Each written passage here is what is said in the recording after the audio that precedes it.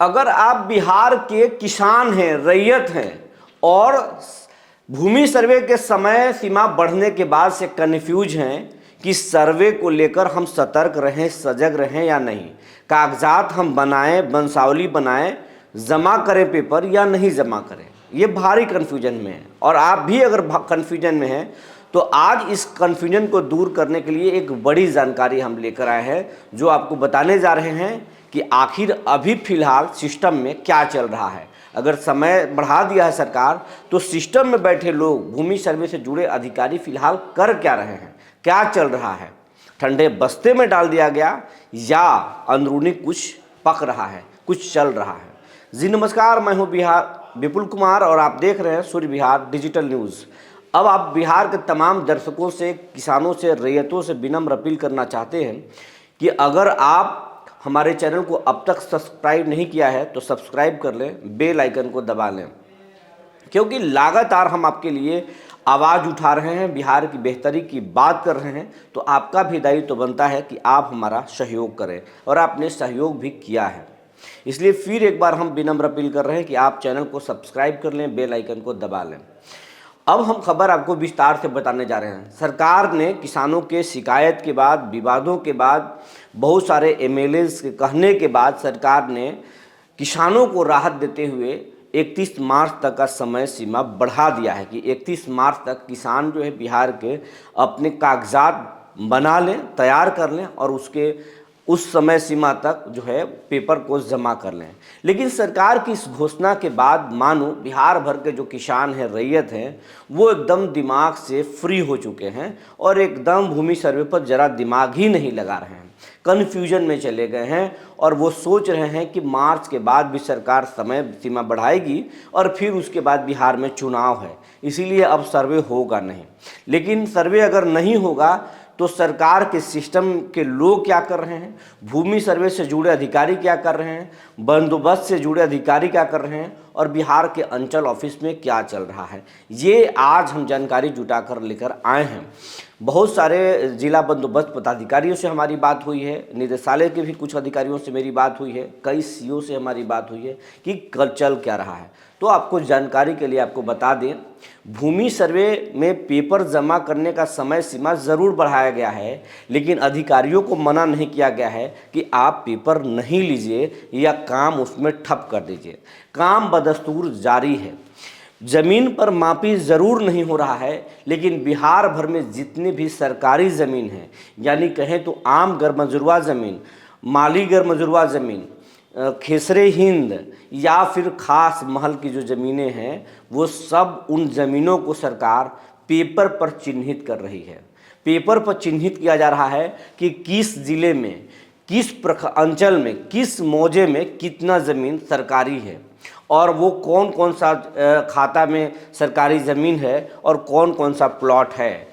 वो उस प्लॉट का जो ज़मीन है उसमें कितने ज़मीन जो है, खास करके जो गरमजुरवा मालिक ज़मीन है, उसमें बड़े पैमाने पर उसकी बिक्री कर दी गई है।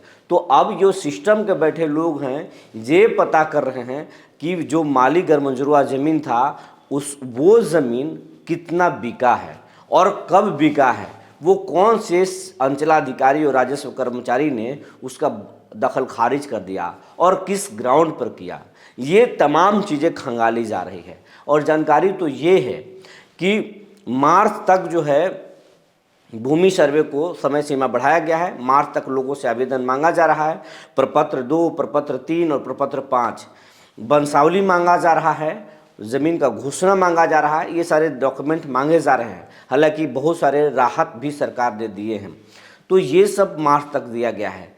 तो आप मार्च तक आपको देना है और हो सकता है जो सरकार में जिस तरीके से चुनावी मूड में सरकार जा चुकी है, चाहे वो बीजेपी हो या नीतीश कुमार खुद हों, वो दौरा 22 तारीख से नीतीश कुमार करने वाले हैं।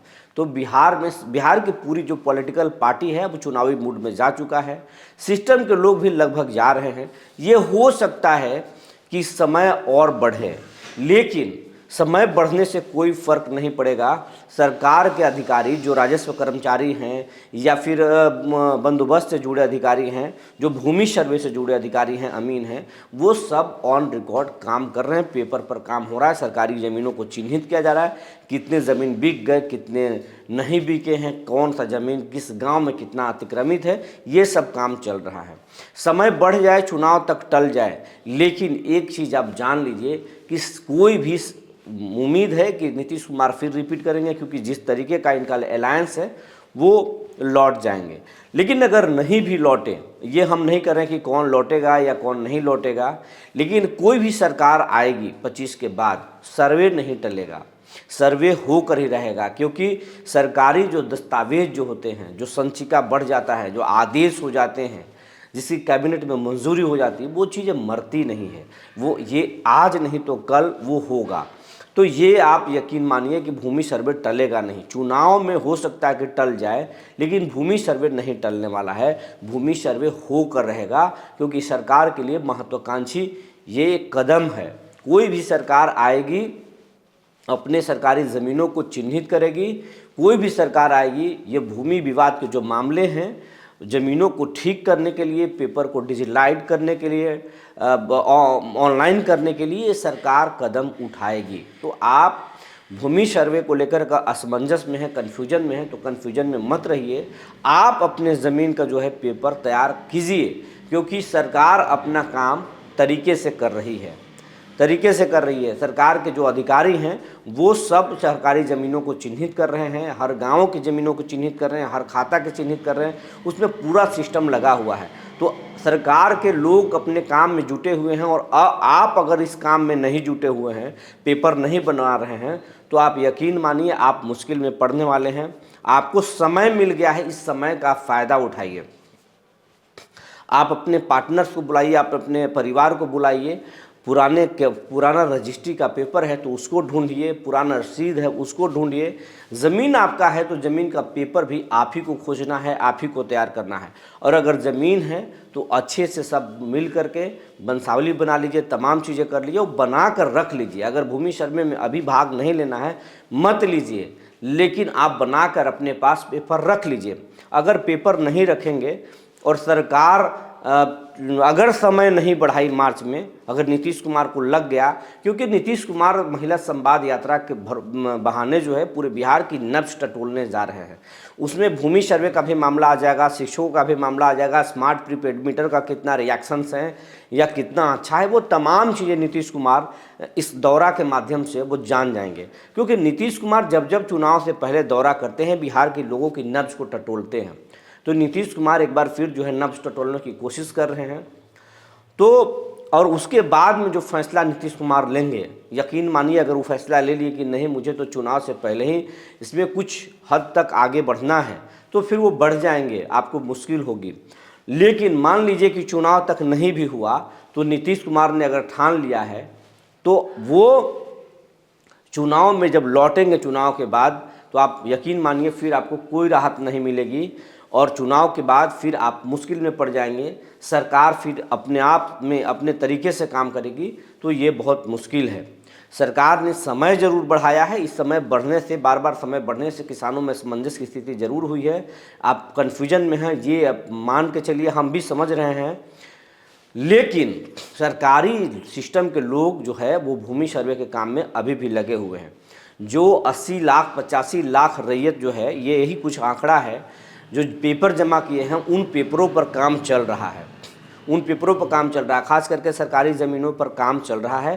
क्योंकि बिहार भर के तमाम अंचल अधिकारी यानी सीओ जो हैं वो सरकारी ज़मीनों के पूरी लिस्ट जो है वो जिला के सर्वे विभाग को, जो है जिला सर्वेक्षण पदाधिकारियों को सौंप चुके हैं। और सर्वेक्षण पदाधिकारी हर जगह अमीन को, शिविर प्रभारी को दे चुके हैं और ज़मीनों को चिन्हित किया जा रहा है, उस पर काम चल रहा है। तो काम सरकार का चल रहा है। आप अपने काम को अगर नहीं कर रहे हैं तो आप सतर्क हो जाइए, अपने काम को कीजिए, पेपर को बनाइए, समय का लाभ उठाइए। क्योंकि समय बढ़ा है तो आपको राहत होगी, आप बिचौलिया के चक्कर में ना पड़िए। आप पैसा आप अपने पेपर को ढूंढिए और पेपर को ढूंढ करके पूरे दस्तावेज को तैयार कीजिए, पुख्ता कीजिए, नहीं तो आगे मुश्किल हो सकता है। जो जानकारी निकल कर आई थी हमने आपको बता दिया। तब तक के लिए धन्यवाद।